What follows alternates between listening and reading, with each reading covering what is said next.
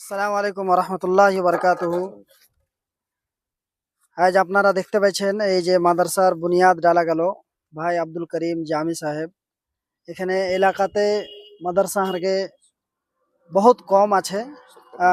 শফকত নগর গেরামারিতে তো বহুত জরুরি ছিল মাদ্রাসা ডালার। আর আল্লাহ তাআলার কাছে আমরা দোয়া করছি যে আল্লাহ তাআলা ভাইকে ইস্তেকামাতের সাথে এই মাদ্রাসাকে চালাতে পারে। আর এলাকা তামাম গার্জেন তামাম ভাই বন্ধুর কাছে এটা গুজারিশ করছি যে তোমরা এর সাথ দেন। আর ইনশাআল্লাহ এক আধ সালের মধ্যে ভাই মাদ্রাসাকে তারাক্কিতে নিয়ে যাবে ইনশাআল্লাহ। আসসালামু আলাইকুম ওয়া রাহমাতুল্লাহি ওয়া বারাকাতুহু। আজকে